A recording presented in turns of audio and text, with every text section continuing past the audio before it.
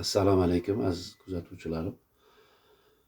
Bugungi roligimiz ham aynan yo'qotilgan sog'liqni izlab rukni asosida ishlanayotgan mana serial roliklarimizni davomi. Bugungi mavzuyimiz ham albatta mana shu tabobatga bag'ishlanadi.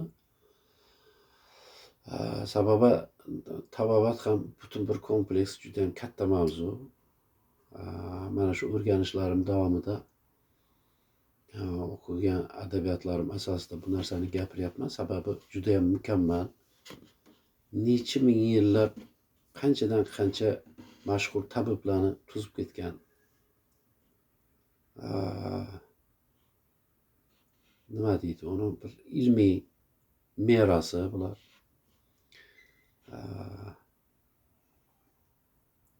Endi biz tabib so'zini eshitganda, endi meni o'zimda ham bo'lgan bunaqa tushunishlar, xuddiki mana folbin, kinnachi shuni tushunganday bo'lamiz. Yo'q, aslida tabobat ilmi murakkab, tushunishga sodda. Agar inson organizmini, uni ishlash jarayonlari haqida ma'lumotga ega bo'lsangiz, sodda. Xalqchil.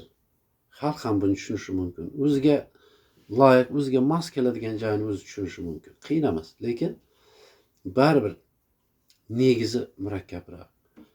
Ammo tabobat ilmini o'rganishdagi tuzilgan asos xuddi bir islom dinini asosiga o'xshaydi.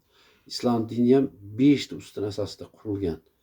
Misol, birinchi ustun aynan iymon keltirish, ikkinchi ustun 5 vaqt namoz o'qish, uchinchi ustun ro'za tutmoqlik, to'rtinchi ustun zakat berish va beshinchi ustun imkoni bo'lsa umringiz davomida bir marta haj safarini amalga oshirish. Xuddi shunaqa tabobat ilmi ham 3 qismga bo'linadi, ammo ustunlari mavjud. Birinchi qismi aynan tabiatni anglash rukn deb nomlanadi. Uni endi bo'limlari, birinchi bo'limi unsurlarni tushunish, ikkinchi bo'limi mizojlar ilmi, uchinchi bo'limi xiltlarni anglash, to'rtinchi bo'lim a'zolarni o'rganish, beshinchi bo'lim ruhlarni o'rganish, oltinchi bo'lim quvvatni o'rganish va yettinchi bo'lim aynan shularni bajaradigan vazifasini, ya'ni fe'lini o'rganish. Ikkinchi qismi amaliyot. Amaliyoti ham 2 bo'limga bo'lib o'rganiladi. Birinchi bo'limi g'izo deb nomlanadi, ya'ni siz qabul qiladigan oziq-ovqat, giyohlar va dori vositalarini g'izo deb nomlanadi. Ikkinchisi amaliy, ya'ni qo'l bilan bajariladigan boshqa amallarni ikkinchi qismga bo'ladi. Uchinchi qismi endi bu kasalliklar va ularning klassifikatsiyasini o'rganish. Xuddi mana bu zamonaviy tibbiyotni o'rganganingiz singari institutsional bosqichma-bosqich o'rganasiz. Birinchi nazariy, albatta ikkinchi amaliy va keyin kasalliklarni davolashga o'tasiz. To'g'ri, hozir ham tabiblarimiz juda ham ko'p. Ammo mizoj ilmini bilmasangiz, dunyoni yaralishidan boshlanadi tabobat ilmi, toki kelib har bitta insonni individual a'zosigacha o'rganadi. Har bir insonni tanasi o'ziga xos individual. Buni tushunish murakkab. Shuning uchun har kim har xil, mana ruschasiga podxod deydi, yondashuvni talab qiladi. Tabobatni agar chuqur anglamasangiz, xuddi bir misol qilib aytsam bo'ladi, bitta ozg'in odam, mana Allohga shukr, har bitta viloyatimiz markazlarida, ba'zi har bitta tuman, viloyat, shahar markazlarida, mana bozorlarda hozir giyohlar sotilyapti. Ammo achinarli tomoni shundaki, biz aynan shu sotayotgan giyohimizni qaysidir bir kasallikka foydasini eshitganmiz, mizojini hech qachon tushunmaymiz-da. Men nima uchun har bitta insonni organizmi o'ziga xos individual, o'ziga xos mizojga ega deganim sababi shu. Giyoh olishga borsam, bitta ayol turibdi, o'zi ozg'in. Endi giyoh sotayotgan insonga tushuntiryapti-da, meni qon bosimim doimiy ko'tariladi. Sababini bilmayman. Men dori ichdim, foydasi yo'q. Menga nima tavsiya qilasiz desa, kiyik o'ti deyapti-da. Men aytdim, to'xtangchi 1 minut. Men dedim sizni yurak urishingizni ko'ray dedimda, keyin qo'lidan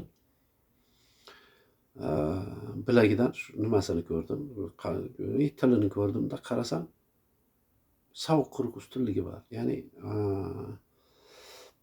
hozirgi amaliy tabiiya bo'yicha, ya'ni o'sha tib qonunlarining zamonaviy konsepsiyasi shu bo'yicha bu narsani asabiy deydi yoki o'sha kislotali muhit deydi. Qon juda ham quyuq bo'ladi. Sovuq ham qurish bor. Men aytdim, undan tashqari bo'g'inlaringiz ham og'riydimi? Ha, tabiiy dedim. O'zi yuzidan ham ko'rinib turibdi. Men aytdim, sizga kiyik o'ti to'g'ri kelmaydi. Siz nega dedim kiyik o'ti tavsiya qilyapsiz? Kiyik o'tini mizoji sovuq quruq.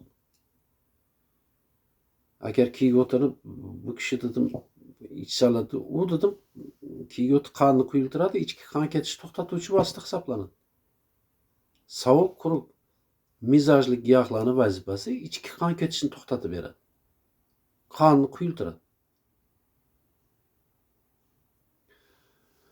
Xuddi shunaqa. Agar tib qonunlari yoki o'sha tabobat asoslarini o'rganaman desangiz va kerak bo'lsa, yilni 4 fasl o'ziga xos mizojlari bor. Buni tanaga ta'sir qilmaguncha iloji yo'q. Hech qanaqa iloji yo'q. Misol, bahor fasli issiqnam. Yoz fasli issiq quruq. Kuz fasli sovuq quruq. Qish fasli sovuq nam. Aynan mana shu fasllarda siz o'zingiz, inson tanasi majbur shu holatga keladi. Kelmay iloji yo'q. Qaysidir bir jihatdan biz noto'g'ri ovqatlanamizda, o'sha fasllarga mos keladigan ovqatlarni esimizdan chiqazamiz. Misol, issiq quruq ovqatlarni yeydigan mahalimiz. Qishda sovuq quruq mahalda issiq quruq ovqat yeyiladi. Ya'ni o'sha tabiatga teskari mizojdagi ovqat yeyiladi. Bahor payti issiq nam mizoj ustunlik bo'ladi. Bu albatta organizmda ham kuzatiladi, iloji yo'q. O'sha paytlarda sitrus mevalar, mana sovuq quruqlik keltiruvchi aynan mevalarni iste'mol qilish kerak bo'ladi. Xuddi shunaqa. Tabobat shu asosda bergan. Men keyingi roliklarda bularni sizlarga batafsil tushuntirishga harakat qilaman. Harakat emas, buni tushuntiraman. Qiziq ma'lumotlarni ham berib boraman albatta. Mana izohlarda Telegram kanallarimiz, mana tez kunlarda Instagramda ham kanallarni ochib mana shu roliklarni qo'yishni boshlayman. Albatta o'sha Telegram kanallarda aynan fasllar mizojlari, ya'ni insonlarda yuz beradigan mizojlar, ular haqida ma'lumot, ular qanaqa ovqatlanish kerak, shular haqida ma'lumotlarni men post qilib kirib tashab qo'yaman. Agar qiziquvchilar bo'lsa, bemalol shu Telegram kanaliga kirib ko'rib o'rganishlari mumkin. Agar qo'shimcha savollar bo'ladigan bo'lsa, albatta kommentariyalarda yozib qoldiringlar.